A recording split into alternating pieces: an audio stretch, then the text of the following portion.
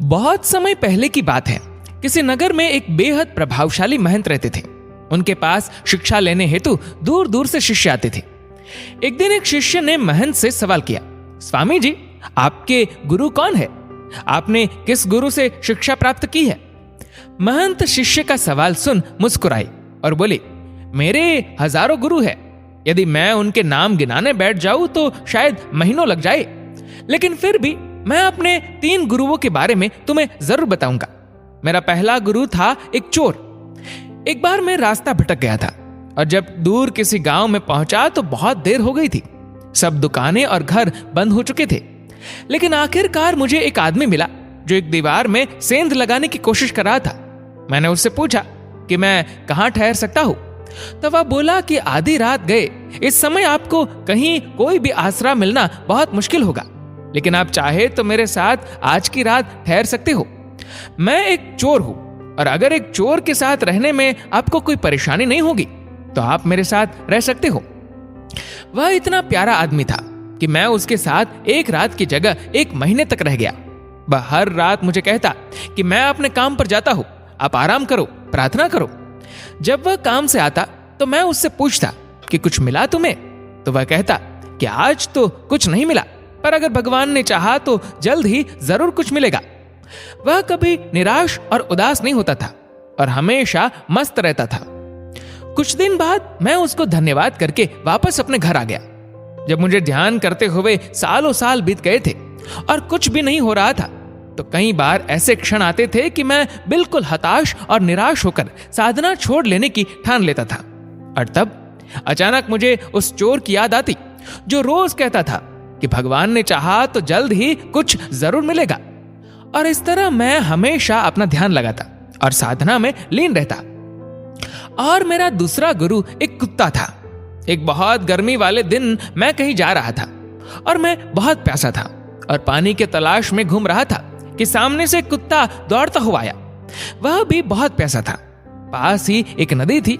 उस कुत्ते ने आगे जाकर नदी में झांका तो उसे एक और कुत्ता पानी में नजर आया जो कि उसकी अपनी ही परछाई थी। कुत्ता उसे देख बहुत डर गया। वह परछाई को देखकर भौंकता और पीछे हट जाता, लेकिन बहुत प्यास लगने के कारण वह वापस पानी के पास लौट आता। अंततः अपने डर के बावजूद वह नदी में कूद पड़ा और उसके कूदते ही वह परछाई भी गायब हो गई। उस कुत्ते के इस साहस को देख मुझे एक बहुत बड़ी सीख मिल गई। अपने डर के बावजूद व्यक्ति को छलांग लगा लेनी होती है। सफलता उसे ही मिलती है जो व्यक्ति डर का साहस से मुकाबला करता है। और मेरा तीसरा गुरु एक छोटा बच्चा है। मैं एक गांव से गुजर रहा था कि मैंने देखा एक छोटा बच्चा एक जलती हुई मोमबत्ती ले जा रहा था। वह पास के किसी मंदिर में मोमबत्ती रखने जा रहा था। मजाक में ही मैंने उससे पूछा कि क्या यह मोमबत्ती तुमने जलाई है? वह बोला, जी मैंने ही जलाई है।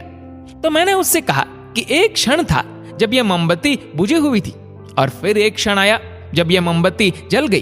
क्या तुम मुझे वह स्रोत दिखा सकते हो जहां से वह ज्योति आई? वह बच्चा हंसा और मोमबत्ती को फूंक मारकर बुझाते हुए बोला, अब आपने ज्योति को जाते हुए देखा है, कहां गई वह? आप ही मुझे बताइए। मेरा अहंकार चकनाचूर हो गया। मेरा ज्ञान जाता रहा और उस क्षण मुझे अपनी ही मूढ़ता का एहसास हुआ। तब से मैंने कोरे ज्ञान से हाथ धो लिए। मित्रों, शिष्य होने का अर्थ क्या है?